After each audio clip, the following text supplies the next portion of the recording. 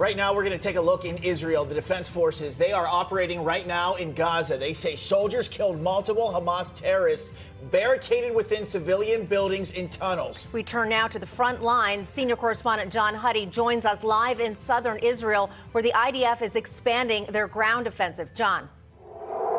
Okay.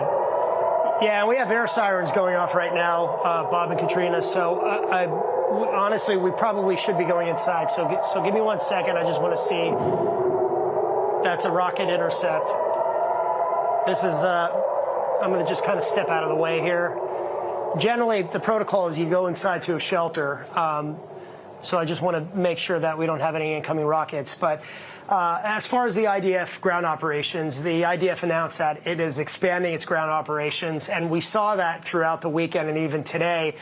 We were at a position over the city, just above the city of Sderot, which is a city right on the border that's come under a lot of rocket fire. It was attacked by Hamas terrorists on October 7th, and we saw the battle. We literally was watching as Israeli ground forces, Israeli armor, we're talking about tanks, we're talking about APCs, armored personnel carriers, and also the D9 bulldozers, the Combat Engineer Corps, massive armored bulldozers, went in to continue to push into Gaza, clearing the way for those ground forces, for the armored vehicles, for the Merkava tanks that are equipped with the trophy system that can repel RPGs, mortars, anti-tank missiles, and then could hone in on Hamas targets and see where the threats are and then eliminate those threats. So we've been watching as the IDF has been pushing in from the east to the west, pushing into Bet Hanun. These are the communities in northern Gaza. And then also IDF forces have been pushing in for the northern part,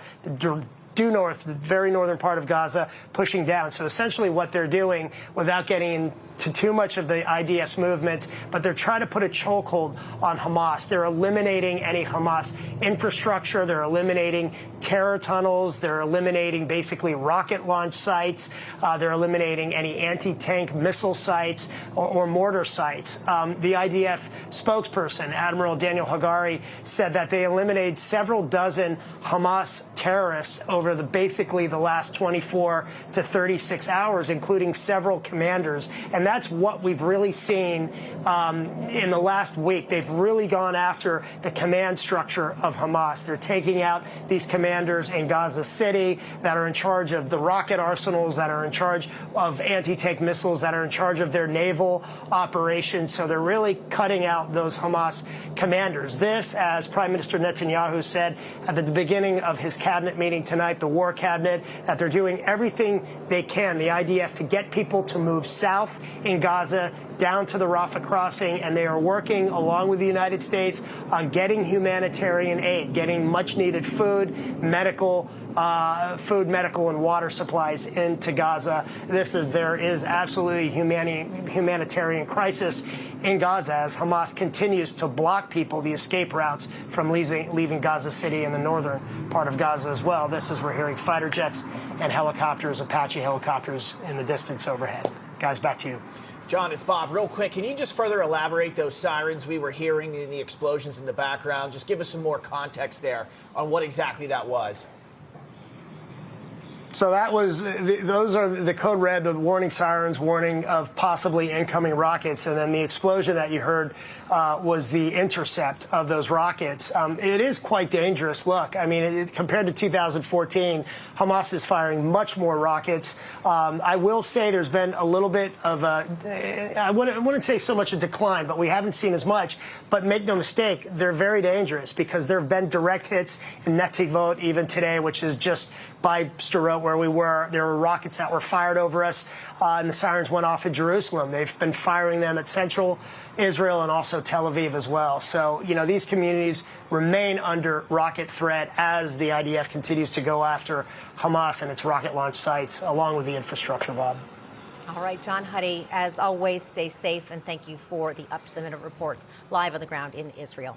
And joining us now to discuss is Newsmax foreign correspondent Walid Phares and former Georgia Congressman Doug Collins. Walid, I'm going to start with you. Just your response to what we have observed happening over the weekend and just this morning.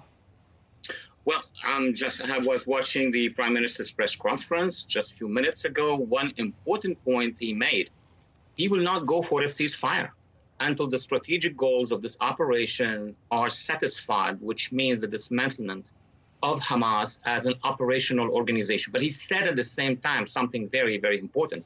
He said that his government will actually guarantee for the civilian population, the Palestinian civilian population in Gaza, a safe zone in the southeast of Gaza. That's a big deal because that is going to be argumented against Israel by the pro-Hamas and pro-Iran regime partisans. So two important developments that, in my view, are very meaningful now. Doug, let me ask you this, and we see these protests happening now all around the country, all around the world, pro-Palestinian, pro-Hamas. Do you think at some point the Biden administration is going to come in and tell Israel, hey, look, you've done enough. You need to scale things back? Yeah, I think that's one of the concerns you have right now. They're already that back channeling from the Biden administration saying that they need to, hold off, make sure that you're going slow.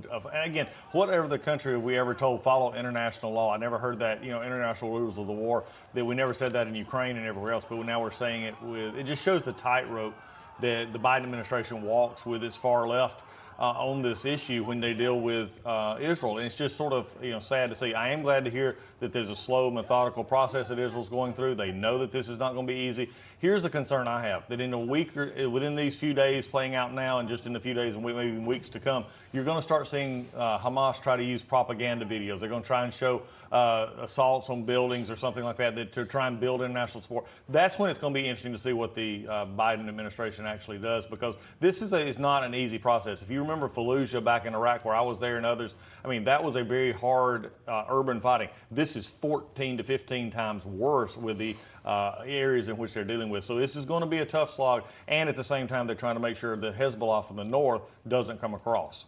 Walid, you mentioned Prime Minister Netanyahu's speech that ended just a few minutes ago. He did say ceasefire is a surrender for Israel. Explain that. Well, if by way of comparison, if at the beginning of the operation in Afghanistan, the Security Council would have told us ceasefire now, that would have been acceptable, or after Pearl Harbor. This is where the Israelis are at this point in time. They have to make sure that Hamas is not dangerous to them. And then they would be contemplating discussing anything for the future of Gaza, who would rule it, what kind of Palestinian organizations will be involved, if Egypt will have some sort of a humanitarian role. But at this point in time, Israel cannot have a ceasefire. They may have some cessation of hostility if there are some humanitarian aid coming from the Red Cross, etc. But a ceasefire will need conditions. And those conditions will have to include that Hamas is not operational. That's what the situation is at this point in time.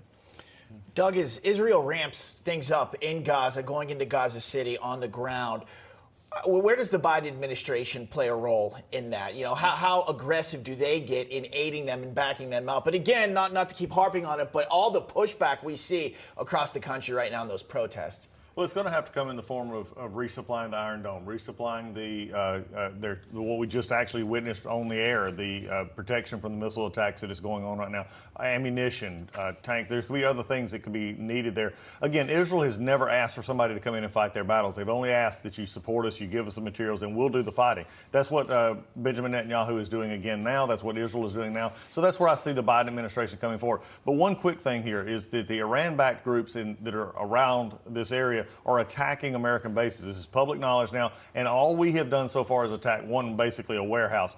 These people only understand force, and if Joe Biden doesn't understand that, and if they keep attacking our forces in that region, this could end up in something a lot worse. I don't think anyone will disagree. It's time for Biden to take a stronger stance on Iran, but we are out of time, gentlemen. Doug Collins, Walid Phares, thank you both for coming on. We always appreciate it. Thanks much. Thank you.